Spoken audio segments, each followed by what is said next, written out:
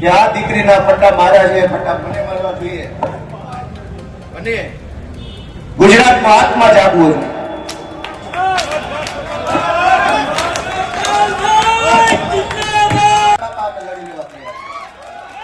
તમે એક નિર્દોષ દીકરીને પટ્ટા માર્યા છે. અનેક ઘટનાઓમાં ન્યાય નથી અપાવી શક્યા ભાજપ વાળા. અમે લડ્યા, અમે ન્યાય નથી અપાવી શક્યા. મેં અનેક ઘટના ગણાવી, આવેદન પત્ર, નિવેદન, ધરણા, રેલી, સભા, સરઘસ, ન્યાય નહીં.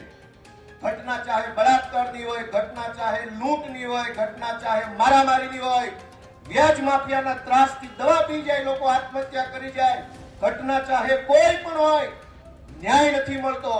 અમે બહુ કોશિશ કરી, અમે પણ ન્યાય નથી અપાવી શક્યા. એની હું બધાની બે હાથ જોડીને માફી માંગુ છું કે અમે નથી ન્યાય અપાવી શક્યા.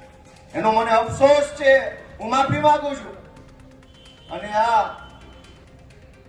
અમરેલીની દીકરીને જે પટ્ટા માર્યા છે, હું એમ માનું છું કે હવે ગુજરાતની સભા સુરતમાં ભલે હોય, આ સંબોધન આખા ગુજરાતને છે મારું. હજુ આપણો આત્મા નહીં જાગે તો કેદી જાગશે? આપણો આત્મા જાગી જવો જોઈએ કે આ શું તમાશો હાલે છે, આ કેવી રીતે હાલે?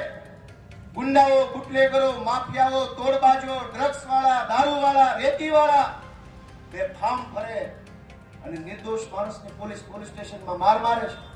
અમે રજૂઆત લઈને જઈએ તો અમારા ઉપર એફઆઈઆર. એટલે મેં નક્કી કર્યું છે કે ગુજરાતનો આત્મા જગાડવાનો છે દોસ્તો. અને મેં નક્કી કર્યું છે કે અમે ન્યાય નથી અપાવી શક્યા દીકરીને. અને એટલે દીકરીને જે પોલીસે પટ્ટા માર્યા છે, એ પટ્ટા આજે હું ખાઈશ જાહેરમાં. અને મેં નક્કી કર્યું છે કે આ દીકરીના પટ્ટા માર્યા છે, એ પટ્ટા મને મળવા જોઈએ અને ગુજરાતનો આત્મા જાગવો જોઈએ.